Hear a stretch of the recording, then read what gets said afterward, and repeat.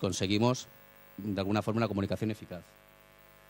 El Countryside Commission en Inglaterra, que es los más avanzados en Europa en cuanto a lo que es la interpretación del patrimonio, hace aproximadamente 18 años hicimos un seminario en el INPIBA, en el que invitamos precisamente a Peter Walton, que era el presidente en aquella época. Dice que la interpretación es el proceso de desarrollar el interés, el disfrute, la comprensión del visitante por un área mediante la explicación de sus características y sus interrelaciones. Lo mismo se utiliza en los parques nacionales en todo el mundo anglosajón, a la hora de poner en valor lo que era el conocimiento del humano del medio, lo que eran los animales que se han desarrollado, la flora, la fauna, los usos y costumbres.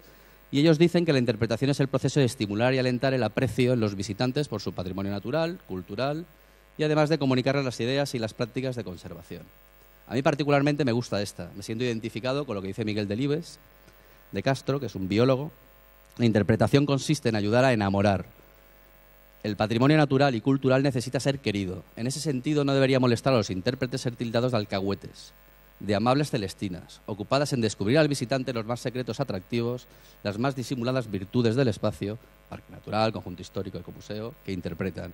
Somos verdaderos cicerones, somos los juglares de antaño, que a través de la reflexión, a través de la investigación metódica de todos los elementos que efectivamente el creador de opinión está demandando para poder trasladarlo a sus públicos objetivos, nos obliga, ¿no?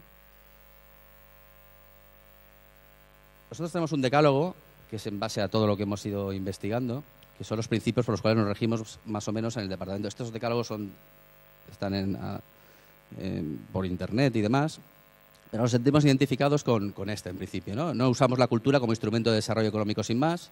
La cultura tiene entidad propia, no es susceptible de ser instrumentalizada ni manipulada. Debemos utilizar el reforzamiento de la identidad cultural, aquel que combina la cohesión de la identidad de un pueblo, de un territorio, la conservación del patrimonio, la que sin renunciar a la rentabilidad económico-turística se fija objetivos fundamentalmente de desarrollo local. El turismo ecocultural es y debe ser un turismo de opción personal. El turismo masivo promovido por los más media y agentes del sector cegados por el aparente filón económico son en realidad el peor enemigo del turismo cultural, del territorio, de la cultura en sí. Una política de comunicación eficaz, informando y formando directamente al consumidor final, de forma que el turismo ecocultural sea una opción personal, es la estrategia deseable. Cultura y territorio son partes indivisibles de un mismo ente. La globalidad es incompatible con la rentabilidad económico-social del turismo ecocultural. Morella y el Sexeni, Elche y el Misteri, Valencia Osativa con el Corpus, son dualidades indivisibles del combinado cultura y territorio. El binomio territorio y cultura no es transferible, aún más la combinación de territorio y cultura es susceptible de generar símbolos por sí misma. Los abrigos de Bicorp o de la Cueva de la Araña o de la Valtorta, junto con las pinturas de arte rupestre levantino, patrimonio de la humanidad, forman un símbolo, el arte rupestre valenciano, el arte rupestre levantino, la ciudad de Alcoy con la fiesta de moros y cristianos de Alcoy. Frente a la uniformidad, característica propia del modelo sol y playa clásico, hay que promocionar, hay que comunicar autenticidad, estilo de vida, diversidad, creatividad, singularidad cultural de un territorio definido. Los modelos turísticos ecoculturales de Praga, por ejemplo, capital de la ópera, el de Navarra, turismo de casas de labranza, el de San Millán de la Cogolla, ruta del español, cantos gregorianos, el de París, Museo del Louvre. Son ejemplos de modelos turísticos ecoculturales que comparten la raíz de ecocultura, pero que son totalmente diferentes en su forma. Si bien la cultura es tradicionalmente relacionada con interiores, museos, iglesias, descubrimos que la cultura también es entorno, territorio, paisaje y sociedad. Por ejemplo, la Orden de Montesa, el Maestrazgo. La viabilidad y futuro de la ecocultura se fundamenta en su uso. Patrimonio, fiestas, folclore, gastronomía y lenguaje viven del uso del mismo. Si el folclore no se usa, si no está vivo, dejará de ser folclore, dejará de ser cultura. La estrategia de promoción debe ser una, la cultura, no la gastronomía, ni el folclore, ni el patrimonio, ni el turismo rural u otros por separado. La cultura es el elemento integrador único, cohesionador de una identidad. Claro, ¿cómo lo hacemos? Nosotros no es que tengamos un plan de comunicación, pero cuando reflexionamos, lógicamente, y vemos cómo está el sector me refiero a lo que es el humano, pues nos trazamos unos objetivos, el para qué, unos análisis de los recursos, qué es lo que queremos comunicar, cómo, cuándo y dónde, análisis de los destinatarios, a quién, los medios y servicios, qué herramientas de gestión vamos a utilizar y la evaluación de los servicios cómo evaluarla, la retroalimentación o feedback que siempre debe de primar en un modelo de este tipo, ¿no? Yo podría haber puesto 1000 ejemplos al respecto de lo que hemos hecho y hacemos en general, pero os voy a poner un icono muy sencillito, muy fácil de ubicar, que es el de la paella.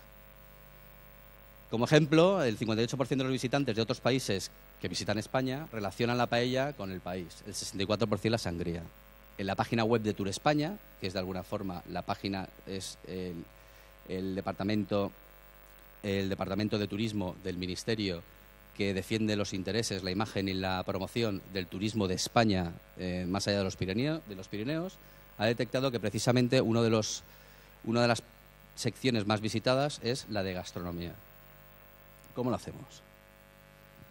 En un primer momento, en un principio, nosotros partimos de lo básico, ¿vale? Y vamos a lo concreto, ¿vale? Es como el dicho de piensa local y actúa global, ¿no? Piensa global y actúa local, perdonad. Albufera, del árabe Albujaira, el pequeño mar, obtenido de la Wikipedia, clara referencia al Web 2.0. Parque natural, en principio, a nivel físico. Ahí existe una avifauna curiosa, característica. Humanos en frágil equilibrio con el entorno. Aparecen iconos como los uyals, estancats, los campots. Una vista aérea de la Albufera.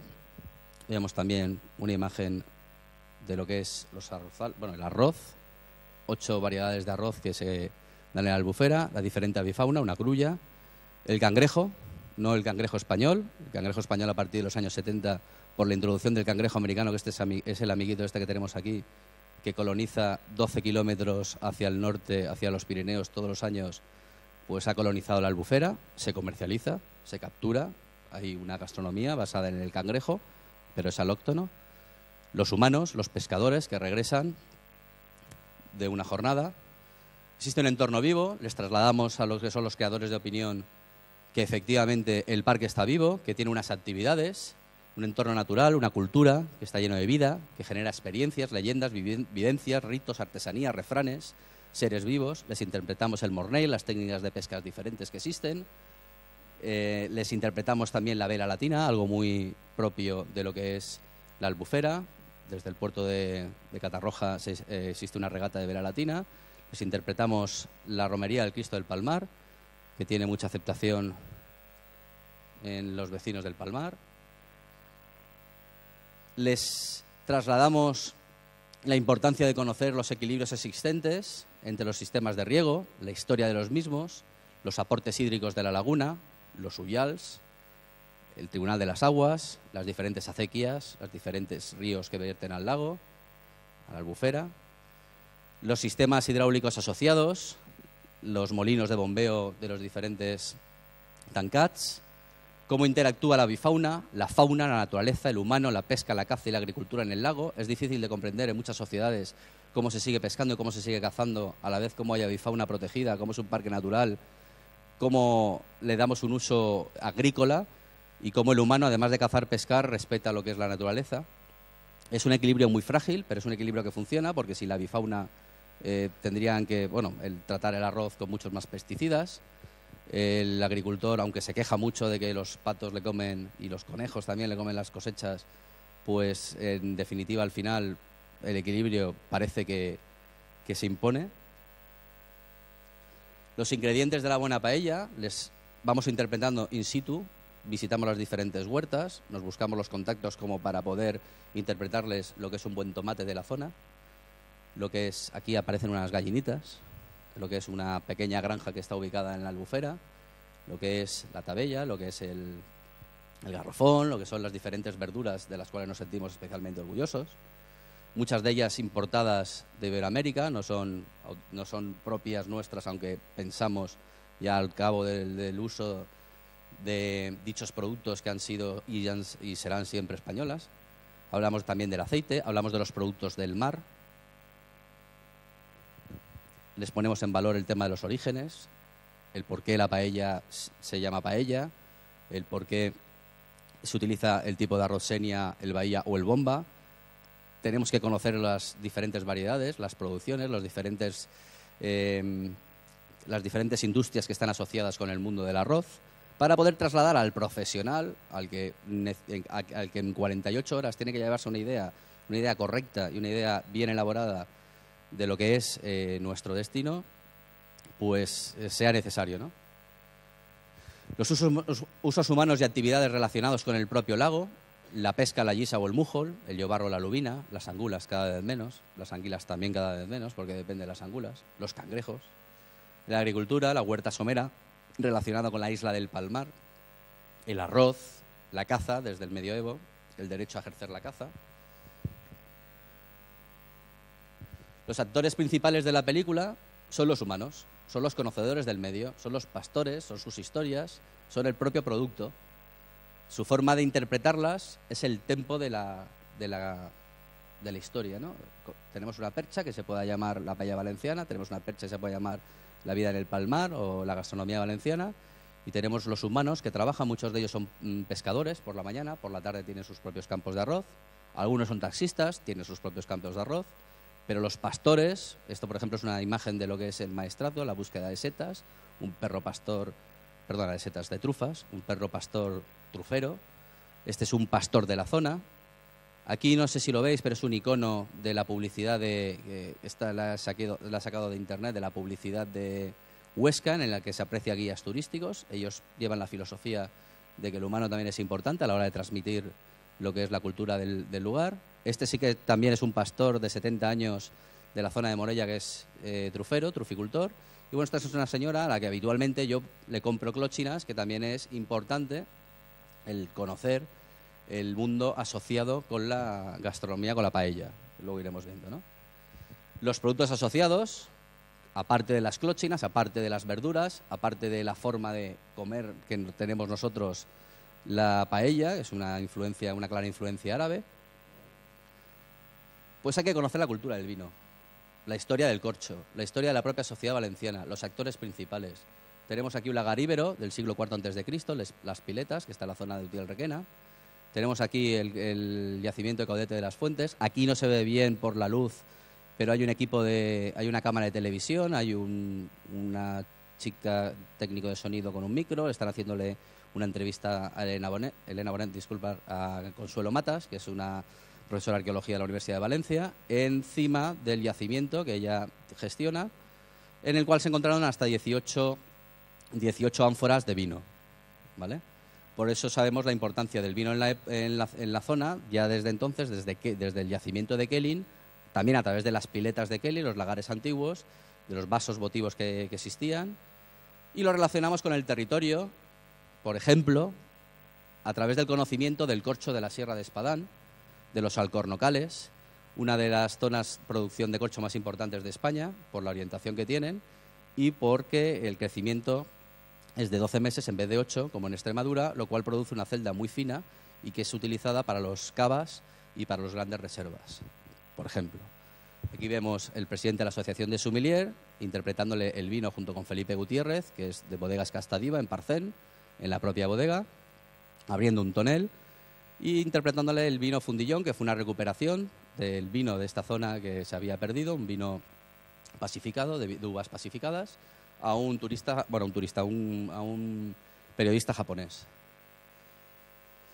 Interpretamos el proceso, la puesta en escena, tenemos que conocer el porqué del fuego, el porqué de la paella, el porqué de la ubicación, el porqué el valenciano presta mucha atención al hecho del agua, al hecho de que la leyenda de que el hombre suele hacer la paella, etcétera, etcétera. Vemos viendo la evolución, aquí habrá algún purista que verá pimientos, a lo mejor no es su estilo de paella, pero sin embargo lo que hacemos es interpretarles. Esto fue una familia que en la montañeta del Sands, en Sueca, hicimos un contacto. Esto normalmente es gratuito, es decir, nosotros vamos, nos ponemos en contacto con ellos. Usted sería tan amable de coger uno de los principales valores que tiene la sociedad valenciana en general y la española en general y la valenciana en particular es la generosidad, la capacidad que tienen de coger y abrir la puerta a cualquier extraño, y si tiene un acentillo curioso, pues mejor todavía, ¿no? Pues en esta familia, esto es para un equipo de televisión americano, New Media, hicieron un reportaje específico sobre la paella valenciana y bueno, sacaron la paella afuera y se la comieron en comunidad con cucharita de palo, como dice la tradición, ¿no?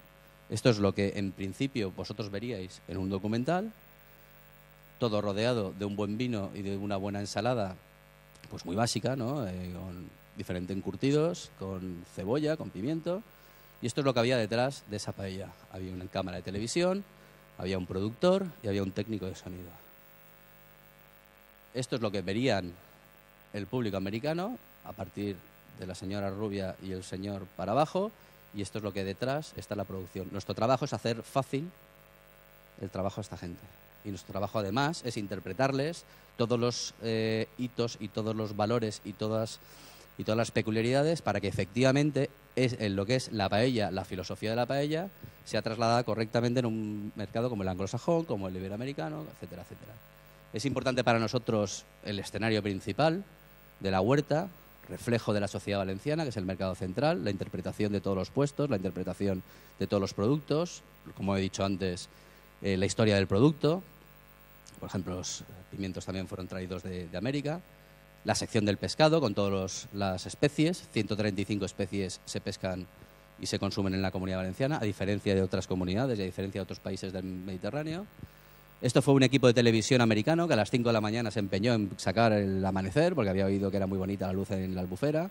Nosotros nos empeñamos en decir que era la noche lo que era interesante, la puesta de sol, pero este cazurro se empeñó en que tenía que ser a las 5 de la mañana. Bueno, pues acabamos a las 5 de la mañana grabando, todo el día trabajando en la Albufera y viendo la puesta del sol a las 9 y pico de la noche porque era en julio. A veces que te toca negociar un poco con la gente, ¿no?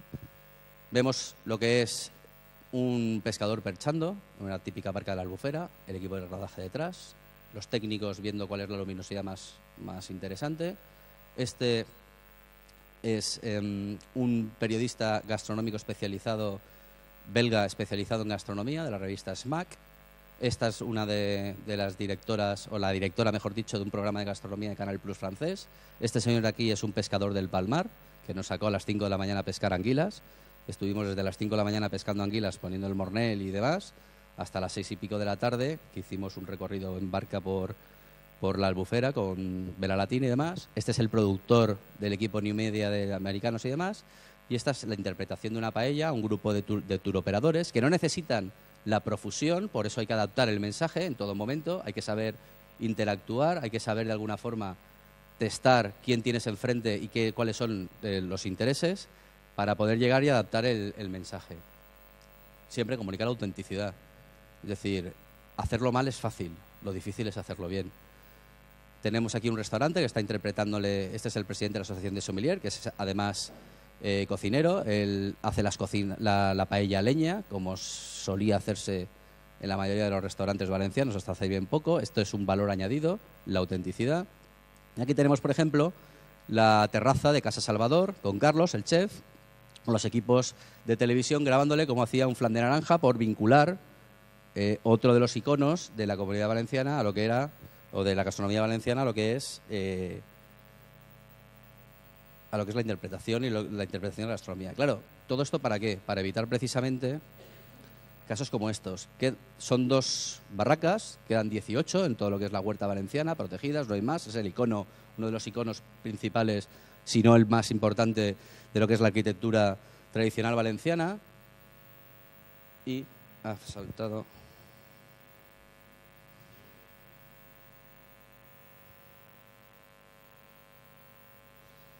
Pero lo importante para mí era ponernos en valor lo que puede pasar. No os lo pondré en valor.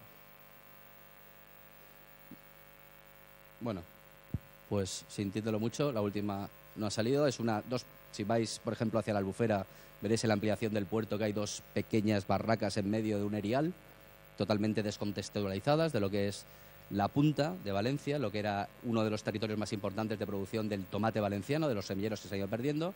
Y mi intención era ponernos en valor la importancia que tiene lo que es la comunicación, la puesta en valor de ello, para evitar precisamente, a través del uso y del uso y el consumo de esas instalaciones, que se pierda no solo la gastronomía, sino los productos asociados con ellos, el territorio y demás. Pues nada, muchas gracias.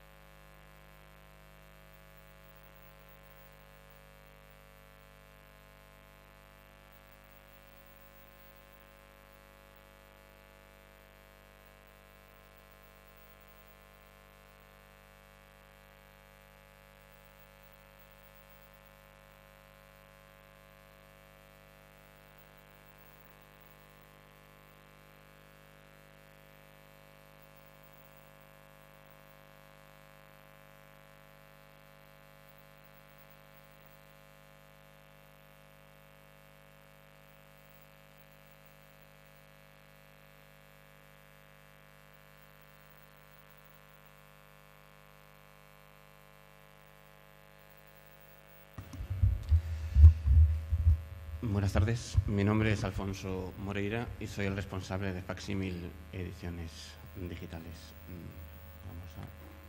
Voy a poner en marcha esto.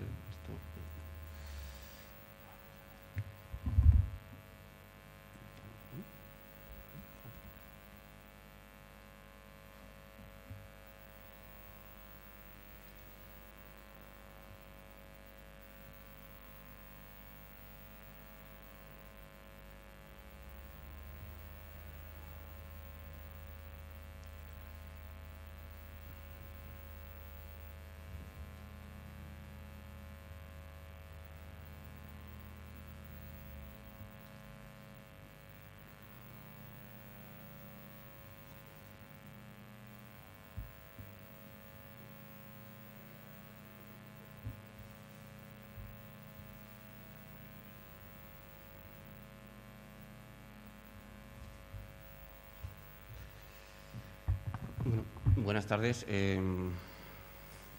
Ya lo tenemos todo preparado. Yo voy a intentar ser breve porque nos hemos alargado en demasía y se nota tanto en la mesa como entre el público.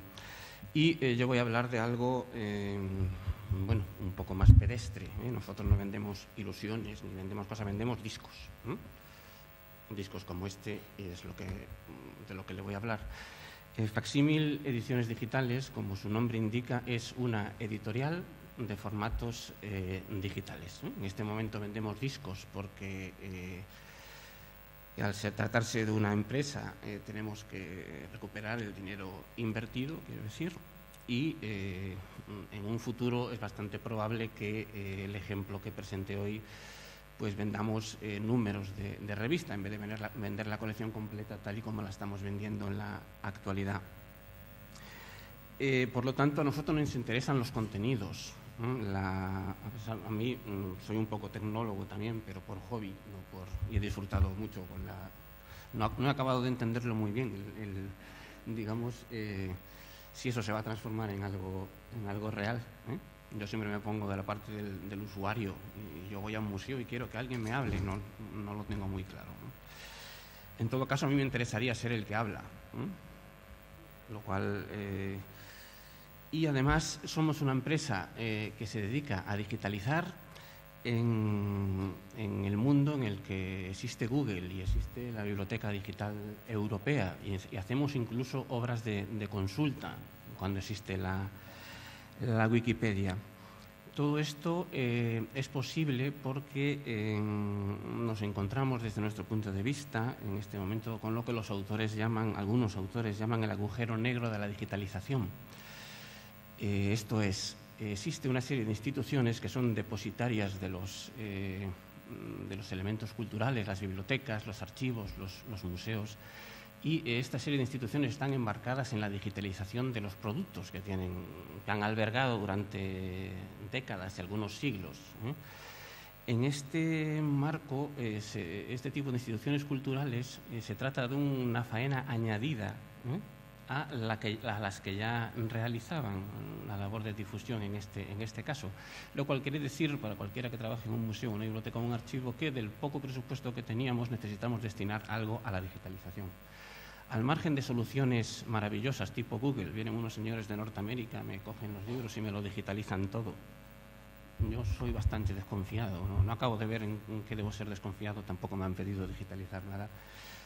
Pero, salvo soluciones de ese tipo, digitalizar un proceso en el que estamos metidos en este momento prácticamente algunas empresas a nivel privado y todos los museos, bibliotecas y archivos del mundo, o de casi todo el mundo, lo único que se sabe es que es un proceso caro.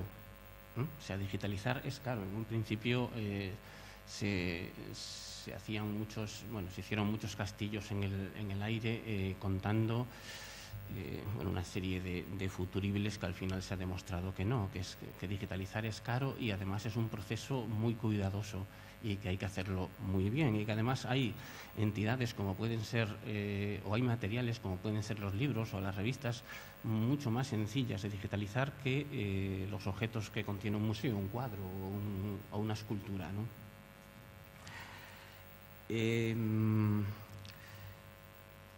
Además, en nuestro caso pretendemos usar la tecnología para la recuperación de los contenidos. Somos de procedencia bibliotecaria, ¿no?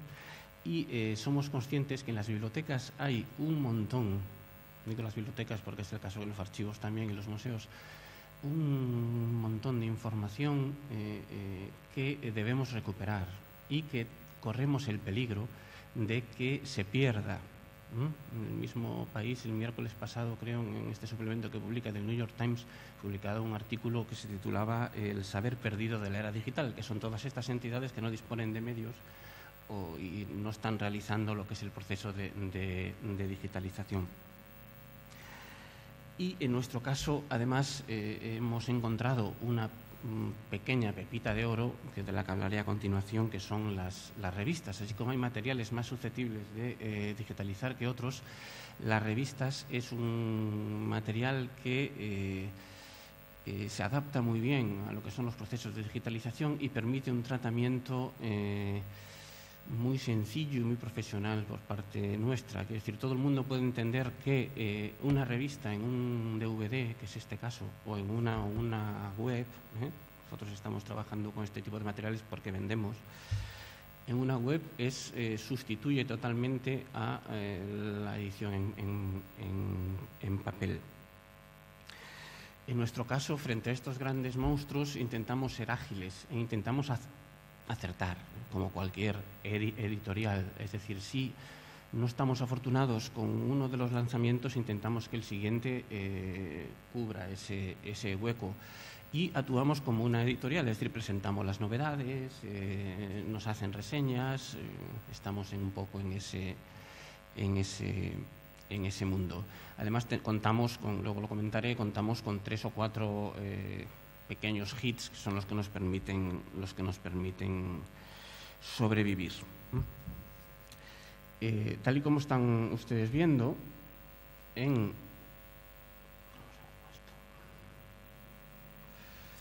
básicamente nosotros nos ocupamos tenemos 3 líneas, que es libro antiguo, obras de consulta y revistas. Pasaré brevemente por lo que es el libro antiguo. Solamente señalar que, por ejemplo, el viaje literario a las iglesias de España es una obra de 23 volúmenes, es nuestro hit del libro antiguo. Empezamos intentando digitalizar libro antiguo. Se ha demostrado que a la gente que le gusta el libro antiguo no le gusta la tecnología y viceversa, ¿no? Se demostró como... Pero por el camino fuimos encontrando otras líneas. Una de ellas las obras de consulta, que son un tipo de obras que, salvo de carácter cooperativo, utilizando la tecnología como la Wikipedia, parecen de difícil realización en la actualidad.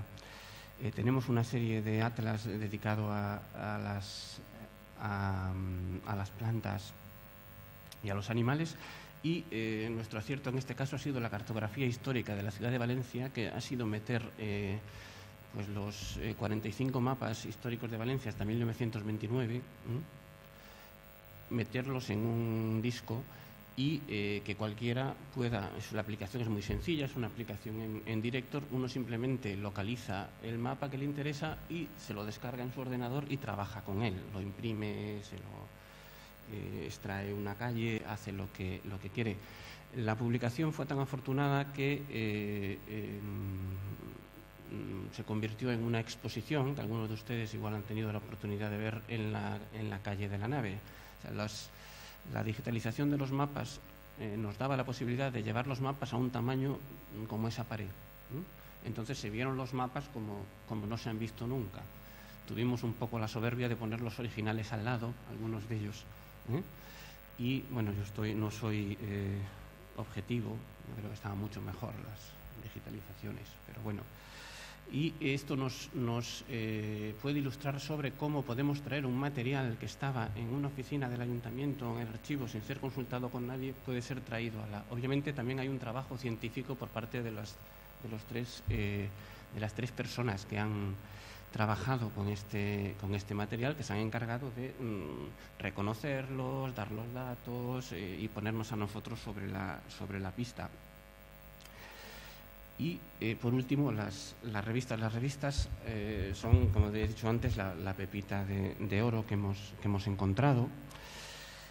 porque es un material que está olvidado. Todos hemos sido compradores de revistas, pero las revistas tienen un problema, que ocupan, y tienen otro problema, que es que se publican cada mes, o cada 2 meses, o incluso cada semana, lo cual hace que tengamos problemas con la gente que comparte nuestra vivienda, porque vamos acumulando una serie de materiales. Además, desde un punto de vista profesional, es decir, bibliotecario, tienen otro problema, que es que son de difícil gestión, cambian de formato, cambian de... desde el primer momento nos dimos cuenta que las revistas podía ser una inversión de futuro, y lo está siendo en este momento. Y lo que hacemos es un poco escanear la revista y tratarla para que nadie tenga que tratarla más. El caso que he traído hoy, tenemos una quincena de revistas digitalizadas y tenemos 10 en marcha. El caso que he traído hoy, para que vean cómo funciona, es Valencia Semanal, una revista que algunos de ustedes conocerán, que se publicó en Valencia del año 77 al 80. La faena que hacemos es muy simple. Disponemos de la posibilidad de leer, consultar la revista como si uno estuviera viendo las portadas, y todo esto es en PDF. Y cuando encontramos este número que nos interesa, este número que sale Kempes, cuando Kempes cobraba 100 millones, lo que hacemos es presentar la revista con publicidad y con todo. De hecho, si avanzan ustedes ven como el nuevo SEAT 132 diésel, y estas son cartas al director y una serie de secciones que vienen de esa época. Lo más interesante, y sí que hemos desarrollado ya cierta práctica, es reconocemos con OCR, tenemos un programa estupendo, reconocemos con OCR con todo el texto, y las nuevas versiones del Acrobat nos permiten incluso recuperar llevar esta foto y llevárnosla a nuestro Word o llevárnosla a donde quiera, lo cual le añade a las revistas un valor importante. Por nuestra parte, le añadimos unos marcadores que nos permiten buscar de la manera que uno busca, pues no sé, Benidorm, y busca pues en la totalidad de los números, y nos indica en este caso en qué números de esta publicación. Son 120 números, una publicación bastante extensa y bastante complicada de digitalizar, porque tiene mucha foto y tiene mucho... En este caso, bueno, nos hace esperar, pero aquí nos lleva que en el número 15, bueno, pues Mario Gavilla dice que Benidorm es nuestra primera fábrica. Y así podríamos ir viendo las ocurrencias de Benidorm. Podemos, además de lo que es la revista tal cual, siempre tenemos mucho cuidado en que la impresión en formato A4, aunque el formato sea más grande, sea una fotocopia perfecta. Eso es el incluso traicionando el espíritu de la revista. Hacemos, por otro lado, un estudio previo y hacemos un trabajo de índices, es decir, extraemos los índices de esta publicación, y aquí nos sale pues qué autores, qué temas hay, qué ha habido de arquitectura, y este tipo de temas, con lo cual agotamos prácticamente el tema de la revista, y lo que proponemos es este tipo de publicaciones. En un principio nuestro plan iba dirigido a bibliotecas, por nuestra procedencia. Nos hemos levantado, vamos, en este momento las bibliotecas suponen menos del 5% de nuestras compras, es decir, son las personas individuales o los ciudadanos los que quieren, por lo que sea, o porque compraban esta revista, en este caso. Luego tenemos revistas mucho más globales, y revistas pues hay de todo tipo, hay vivas, hay cerradas, hay especializadas, hay generalistas, hay locales. Y nuestra intención con las revistas ha sido siempre en lo que llamamos el agujero negro de la digitalización, es decir, que para las entidades, para los museos, bibliotecas y archivos, supone un gasto la digitalización. Nuestra propuesta es conviértalo usted en un ingreso, déjenos, trabajemos juntos, déjenos digitalizar la revista que usted nos diga, esa que usan tanto.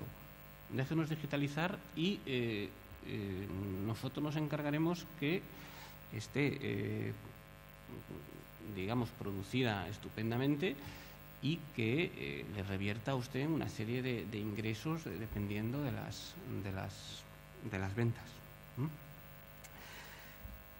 Por otro lado, también esta misma revista, por ejemplo, va a tener una exposición a finales de año en la universidad. O sea, en cada revista, cada obra que hacemos, nos vamos encontrando con que servimos de proveedores de contenidos, digamos que es llevar la digitalización a otros formatos, ¿no? Al fin y al cabo, nuestro plan es además pasar a vender números sueltos, obviamente en Internet, que uno pueda comprarse el número de una revista y tenerla por un precio muy módico.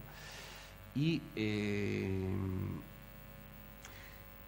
también tenemos nuestras esperanzas puestas en la colaboración con las revistas vivas.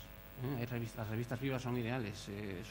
Los posibles compradores del disco son los propios suscriptores de la revista, y la difusión la haces en la misma revista.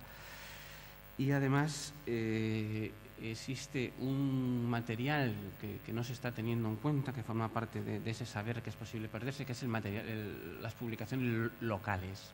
O sea, la publicación cultural de Xàtiva, desconozco si la hay, o de cualquier otro lado, es muy importante para ese colectivo, y no se está preocupando a nadie de rehacerlo. Es verdad que no va a tener difusión más allá del pueblo, pero digamos, para lo otro es un poco como las televisiones locales, ¿no? Para informar de internacional ya está la BBC, ya está Televisión Española o quien sea. Uno se tiene que preocupar por lo que le cae más cerca y procurar que también, de la manera que sea, nosotros en este momento trabajamos en estos formatos, pero si los compañeros del Politécnico inventan una cosa mucho mejor, no tendremos ningún empacho en cambiar de formato. Nuestro objetivo es que cuando hagamos una revista no se nos pase ni una página, simplemente eso. Gracias por su atención.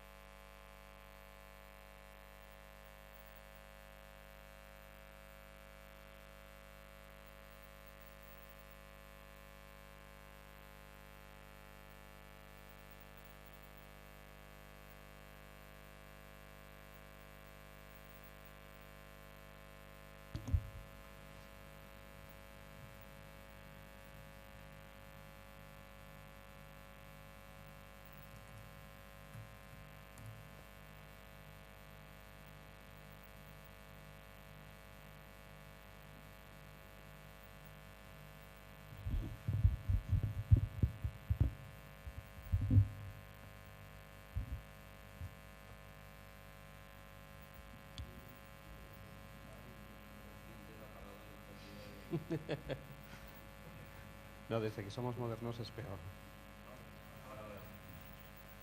Vale.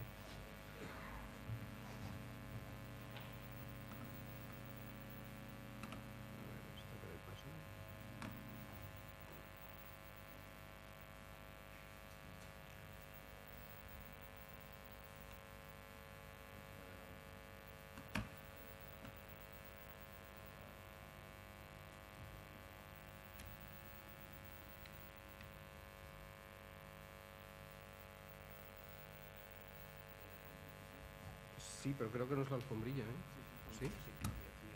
Vaya, por Dios.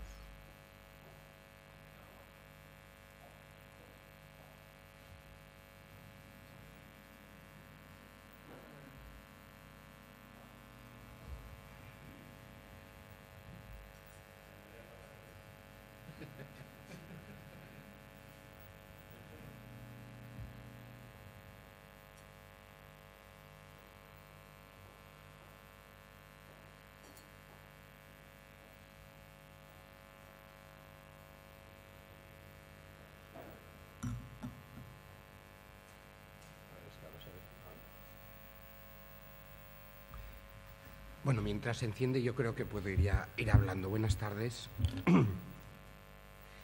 Yo me llamo Arturo Zaragoza, soy arquitecto e inspector de patrimonio de la Consejería de Cultura. Yo el lunes por la mañana me pasé toda la mañana encima de un andamio, en una bóveda de un edificio histórico. Ayer estuve subiendo y bajando por unas escaleras de caracol de un edificio medieval prácticamente toda la mañana. Esta mañana estaba en un jardín histórico. Y parece que mi oficio tenga que ver muy poco con el título de lo que tengo que hablar, muy brevemente, pero tengo que hablar, que es el 3D. ¿No? O sea,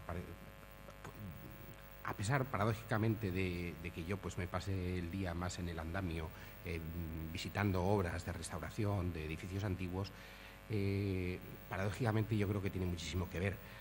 La exposición que he comisariado sobre Pere Comte, una de las razones que hacían importantísima esta figura para darla a conocer a la sociedad valenciana, es porque Pere Comte, precisamente, se inventó el 3D de alguna forma, se inventó la geometría descriptiva. Todo el mundo que estudia historia del arte piensa en lo importante que es el Renacimiento italiano, porque es el inicio de la perspectiva en la pintura. Antes no sabían perspectiva, ni siquiera los romanos sabían perspectiva. Bueno, pues tan importante o más que eso es la geometría descriptiva. Sin la geometría descriptiva, sin poder pasar a 2 dimensiones, objetos que tienen 3 dimensiones, ahora no existiría Calatrava, pero no es que no existiría Calatrava, no existiría ningún arquitecto, no estaríamos dentro de este edificio, estaríamos en otro tipo de edificio, seguramente bellísimo, pero no sería este. Bien, quien inventó eso fue Pere Comte. Es una cosa que no está lo suficientemente divulgada y es una obligación nuestra también, por supuesto, aquí en Valencia, que un arquitecto de aquí de Valencia pues sea famoso precisamente por lo que hizo. No es el único que lo hizo, pero es uno de los que intervino.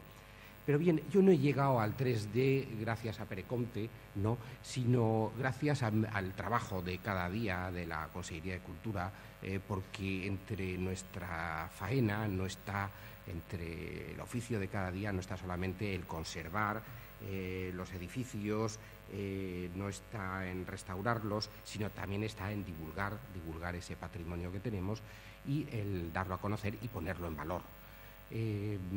Durante los años 90, un colega, y sin embargo, que se dice, y sin embargo amigo, el profesor Eduard Mira, montó toda una serie de exposiciones muy, muy interesantes aquí en Valencia que fundamentalmente tenían por objeto el periodo medieval. En el año 2000 yo publiqué un libro que tuvo cierta fortuna, que se llamaba Arquitectura Gótica Valenciana. A partir de ese momento nos encargaron a los dos conjuntamente que montáramos una exposición para el año 2003, que había también toda una serie de eventos, que se llamaría Una arquitectura gótica mediterránea y que lo que pretendía divulgar era el entorno en el que había nacido esta arquitectura gótica valenciana. Fue una labor de investigación muy fatigosa, también muy divertida. Al que conozca al profesor Mira, pues se imaginará que no fue una cosa vulgar, ¿no?, y que no solamente se desarrolló en los archivos, aunque también. Y bien, pues al final teníamos una enorme cantidad de información. Y el problema de esa enorme cantidad de información era hacerla transmitir a la gente. ¿Cómo se cuenta una exposición de pintura? Es muy fácil. Se cogen unos cuadros como estos que están aquí en la pared, estos son fotografías, se cuelgan en una pared y ya está. No, se les da el orden correspondiente y toda la vida se han hecho exposiciones de pintura sin mayor problema. Todos los museos del mundo están llenos de cuadros que no tienen ningún problema. Pues se pueden colgar más altos, más bajos, se puede poner un fondo, otro fondo, la luz puede ser cenital o puede ser de otro tipo. Pero exposiciones de arquitectura hay muy pocas, porque uno normalmente no coge los edificios y se los mete dentro de otro edificio, ¿no? Y la arquitectura normalmente pues, se tiene que visitar por sí misma, pero muchas veces hay que explicarla, hay que darla a conocer, hay que hacer un centro de interpretación, no de un edificio, sino de toda una serie de edificios. En este caso nosotros teníamos que dar a conocer una cosa que todavía era más complicada, que eran las técnicas constructivas, que eran la base de lo que nosotros pensábamos de esa arquitectura gótica mediterránea, que no eran solamente las formas externas, sino que se habían construido con una serie de técnicas constructivas procedentes de la edad romana tardía, ¿no? Era lo que unificaba todas estas arquitecturas. Bien, pues allí tuvimos que imaginar toda una serie de soluciones, se hicieron algunas maquetas, siempre de edificios en construcción. Por ejemplo, de aquella exposición que se hizo en el año 2003 en el Museo de Bellas Artes de Valencia, una de las que tienen ahí a los pies, la de la correspondiente a la capilla real del antiguo convento de Santo Domingo, en el que aparece una grúa con una rueda enorme, con unos señores dentro de la rueda, como esas jaulas de ardillas, ¿no? Pues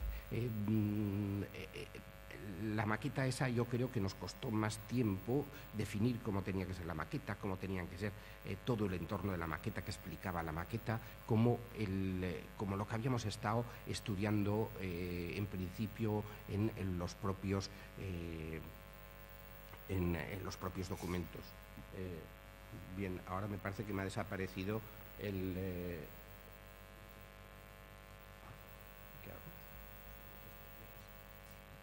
¿Cualquier cosa? Ya.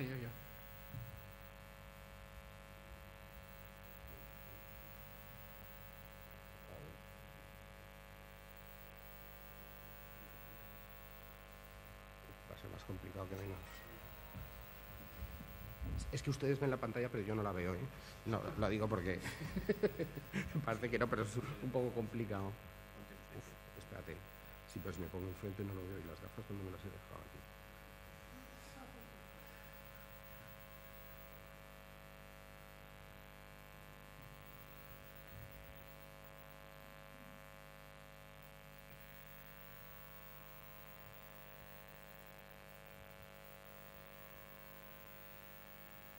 Bueno, entre las cosas que nos inventamos, aparte de las maquetas, fueron dos cosas. Cuento históricamente cómo me ha interesado a mí todo esto del 3D, porque si no es un poco difícil de entender, porque luego hemos ido haciendo muchísimas más cosas. La primera es que había que poner algunos vídeos para contar, por ejemplo, la historia de las escaleras de caracol. La escalera de caracol, que parece una cosa estúpida, pues no existe desde siempre. La escalera de caracol más antiguo, vamos a ver, era un vídeo, aquí está. Este era un vídeo que una de las condiciones para estar en una exposición que nos habíamos puesto nosotros es que tenía que durar 3 minutos exactamente, porque no queremos que una persona pueda resistir más de 3 minutos delante de un vídeo en una exposición sin sentirse con ganas de marcharse.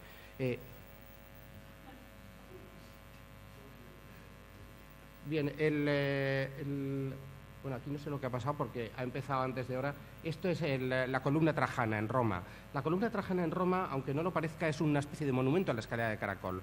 Tiene 3,80 metros de diámetro, 18 grandes tambores de mármol. Nadie sabe todavía cómo se ha construido, pero por dentro tiene una geometría perfecta y exacta. Bien, después de esta escalera de caracol romana, nosotros teníamos este otro ejemplo, que es la escalera el llamado Bis de Saint-Gilles, porque se encuentra una abadía románica en Provenza, en Francia. Y bien, lo que ha pasado entre una y la otra es que aquellas enormes piezas que se necesita una sociedad esclavista para moverlas. Aquí una sociedad ya libre, o sea, simplemente con pequeños objetos puede construir un objeto de la misma complejidad que la columna trajana. En el siglo XIII, estos medievales, que parece que sean primitivos, pues son igual de modernos que nosotros, porque con esta sola pieza, estandarizada y repetida, hasta el infinito pueden hacer lo mismo que hacían los romanos, que necesitaban esa enorme cantidad de esclavos. Bueno, tampoco voy a explicar más cosas porque esto requiere toda una didáctica, pero creo que sí que puede explicar los 5 procesos en los cuales la escalera de caracol, la estereotomía de la piedra, el arte de corte de la piedra va evolucionando hasta llegar a la Valencia del siglo XV. Bueno, este ejemplo que estamos viendo es el llamado caracol de Mallorca, un caracol como el que está en la lonja de aquí de Valencia, hay muchos más en el Mediterráneo, en el cual pues hay un ojo abierto por el cual puede bajar la luz y hace mucho más bella una escalera de caracol y mucho más práctica. El último ejemplo es el caracol de Valencia, el que está en la capilla real del antiguo convento de Santo Domingo, que con esta pieza tan tonta, esto que van a entender ustedes seguramente en unos segundos, a mí me costó 3 años descubrirlo. Creo que hay alguna persona con grandes títulos en la Escuela de Arquitectura todavía que creo que no lo ha entendido, lo cual no me extraña tampoco porque a mí me ha costado mucho entenderlo. No, pues fíjense, con esta especie de aspa se puede hacer una escalera que tiene 2 entradas y que llega a 2 sitios diferentes, ¿no? Bien, pues este era un ejemplo. A ver esto cómo se apaga. Bueno, además son objetos que son muy modernos.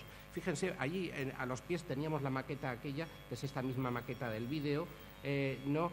Que parece una escultura o podría pasar perfectamente como una escultura moderna. La música que le pusimos a esto, que ya habrán visto que es el bolero de Ravel, es porque el bolero de Ravel es siempre la misma melodía, pero cada vez con un instrumento más. Con las escaleras de caracol pasaba lo mismo. Siempre hay un instrumento más, una herramienta mental más en la historia de la humanidad. Sí, aquí ya se ha acabado. Bien, a la vez que se nos ocurrió esto, se nos ocurrió también el emplear las fotografías panorámicas. Saben que las fotografías panorámicas es una cosa que aquí no está excesivamente divulgada, se emplea para vender pisos, creo que se emplea en la red para vender pisos, pero no se había empleado nunca para vender, digamos, la historia de la arquitectura.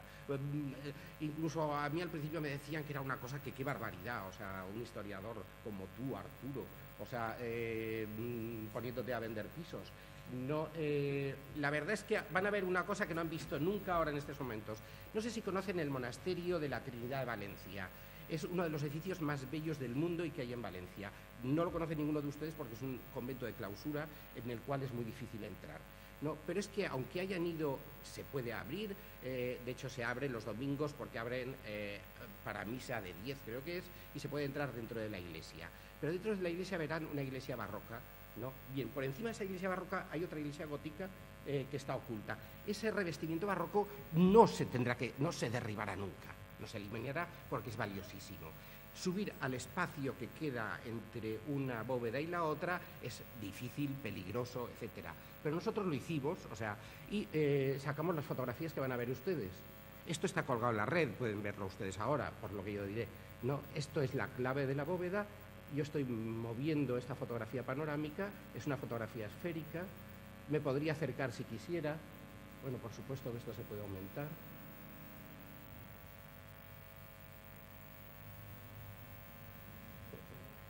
¿No se aumenta? Sí.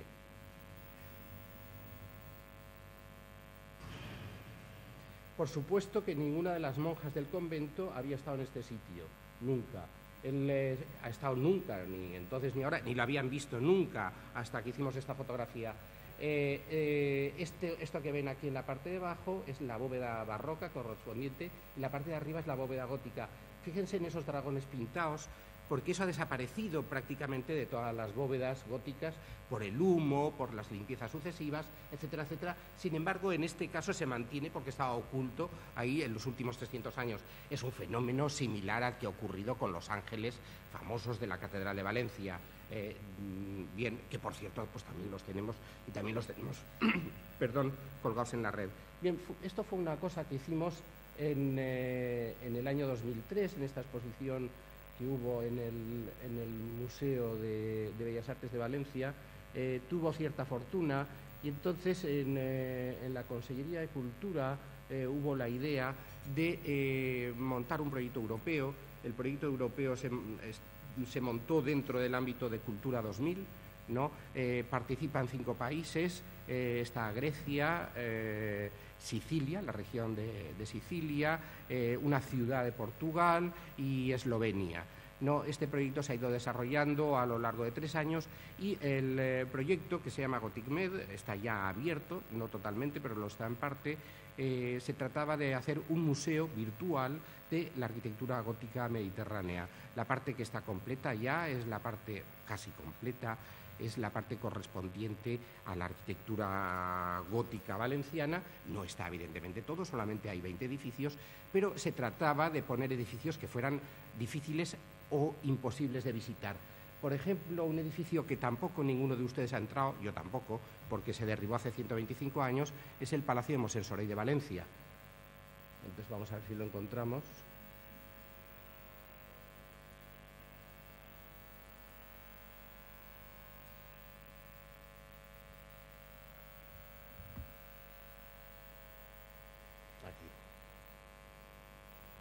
De este hicimos una reconstrucción virtual. Este dura también 3 minutos, tiene voz incluso. De esto mismo lo estamos haciendo ahora del Palacio Real de Valencia.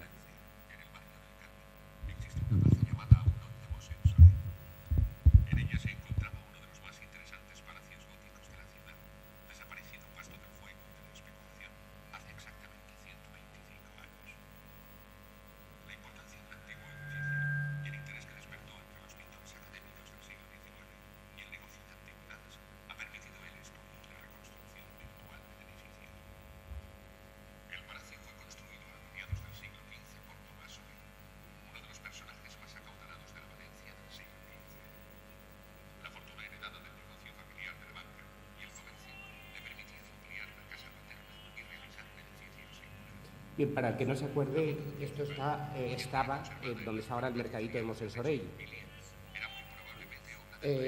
Por supuesto, el problema que tenía este edificio, que se derribó hace 125 años, es que una de las portadas, la portada principal, la hemos podido localizar en Italia.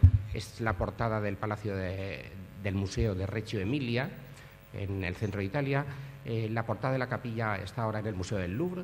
Había una reproducción en la exposición de la Lonja. Hay otra portada en el Museo de Manises. Hay fragmentos del artesonado más importante en el Museo de Bellas Artes de Valencia, etcétera, etcétera. Todo esto no se podía juntar, no se juntará nunca. Se podía juntar virtualmente y es lo que hemos hecho.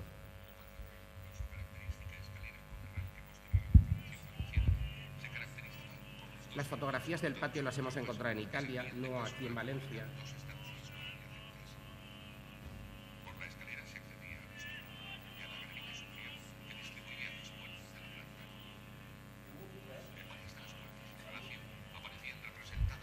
Cancionero de Palacio, creo que es. Cancionero de Palacio. Estrictamente de la época.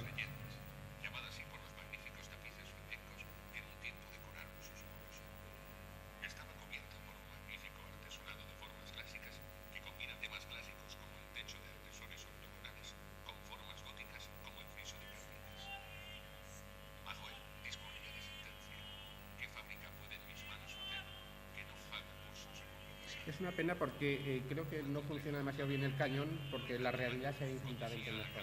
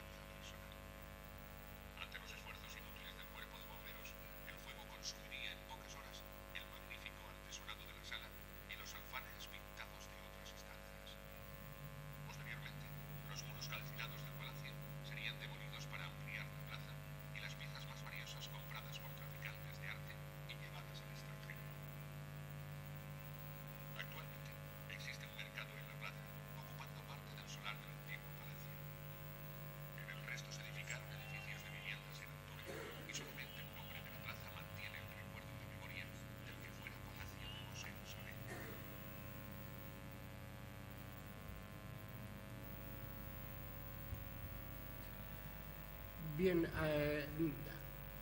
también hemos utilizado, por supuesto, las fotografías panorámicas, que ya han visto cómo funcionan, ¿no?, de los sitios, o sea, más sorprendentes, que no voy a poner más, porque tampoco, además lo pueden encontrar perfectamente en la red.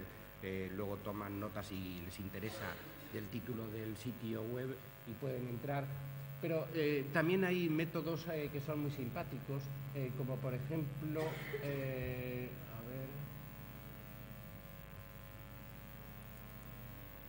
utilizar no solamente el edificio para entrar en él, sino incluso entrar en la maqueta. Por ejemplo, esta maqueta, en este caso no es gótico, que incluso parece el edificio. Si yo les hubiera dicho que estamos dentro de una maqueta, podrían pensar que es el edificio, o se puede combinar fotografías del edificio y fotografías de la maqueta. Estamos en la iglesia parroquial de San Jaime de Villarreal, un monumento impresionante, absolutamente desconocido por todos los valencianos que no sean de Villarreal. Pero fíjense que estamos en la maqueta y ese que está ahí al fondo soy yo, este de aquí es el maquetista, yo, y el utilizar la maqueta junto con el edificio da un juego tremendo y permite unas posibilidades que convierten este tipo de páginas en una cosa que puede tener, por supuesto, todo el contenido científico que se quiera, yo creo que lo tienen, ¿no?, y además tener un contenido o una parte de juego que lo hace muy atractiva y que hace que entre también, por supuesto, la gente joven. A mí para eso no es ningún demérito. Yo he escrito muchísimos artículos de aquí y los han escrito, o sea, gente de mucho relumbre también, porque las páginas de GothiCMed llevan una serie de fichas, por supuesto. Está la parte del museo virtual, en la cual hay textos que llegan a tener hasta 8 páginas, aunque tengan primero un resumen, por supuesto, y tienen luego todo este contenido de visita virtual, en el cual uno se puede hacer su propia visita mediante la fotografía panorámica que le interese y recorrer el edificio. Hay enlaces, de hecho, entre una fotografía y en la otra, con lo cual uno puede ir saltando de una parte del edificio al otro. Hay maquetas que uno puede mover, o sea, puede mover desde el exterior o desde el interior, o van apareciendo figuraciones de este tipo.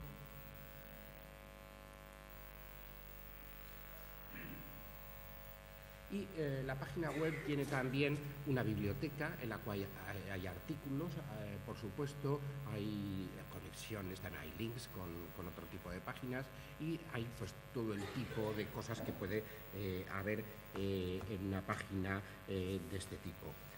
Bien, la GothiCMed no ha consistido únicamente en una página web, sino que para darla a conocer se hizo una exposición que se hizo aquí en Valencia. Buscamos un sitio que nos pareció oportuno, que fue el Museo de Historia de la Ciudad, aquel que está en Mislata, en el que además tiene una serie de contenidos que lo hacían favorable, digamos, para enseñar una cosa de este tipo, ¿no?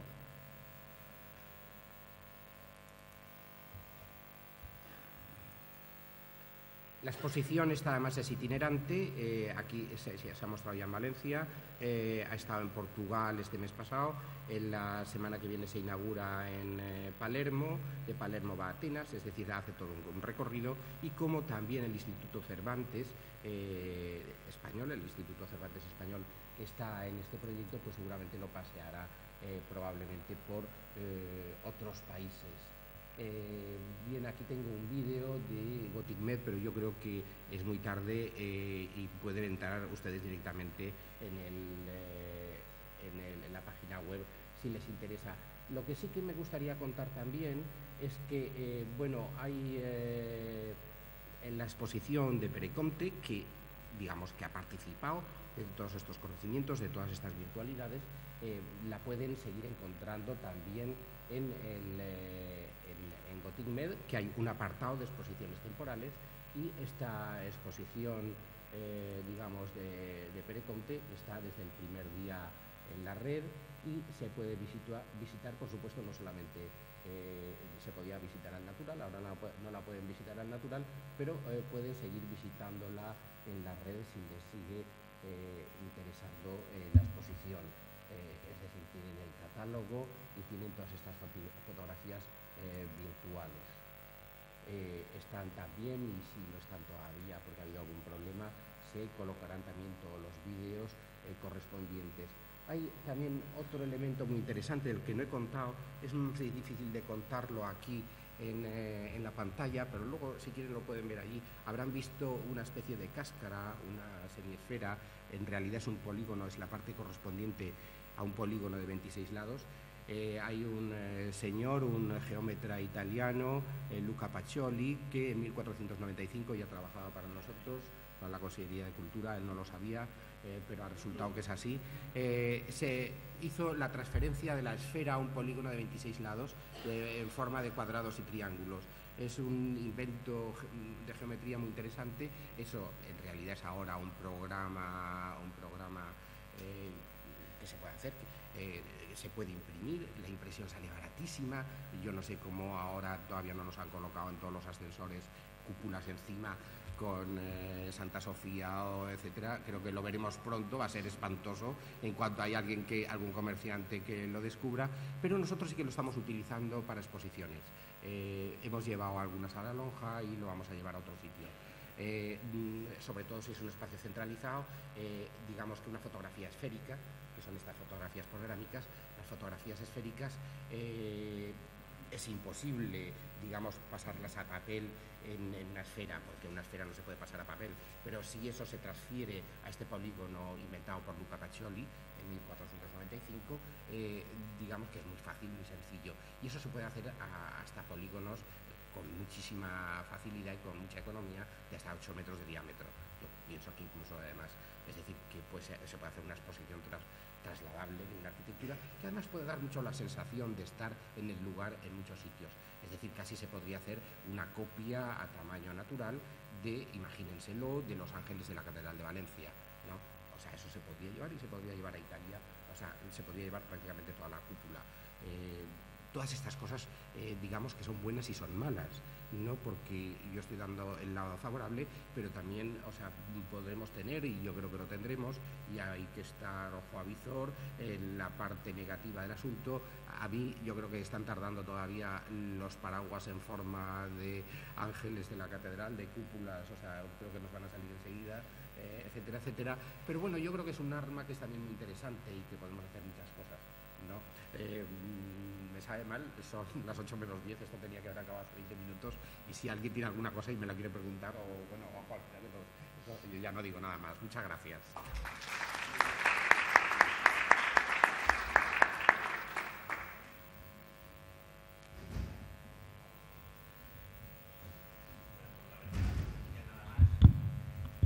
Yo casi no me atrevo a decir si alguien tiene alguna pregunta, por si acaso alguien hace una pregunta. No, es muy fácil. Mire, se llama gotigmed.com. La puede hacer por usted por sí misma. Aquí está, este para. Sí. Es que aquí no, sí, es que es muy curioso porque aquí no se puede entrar porque es realmente peligroso. Es decir, nosotros hemos tenido que entrar ahí atados, con muchísimo cuidado, etcétera, etcétera. Pues nada, muchas gracias por la asistencia y mañana más.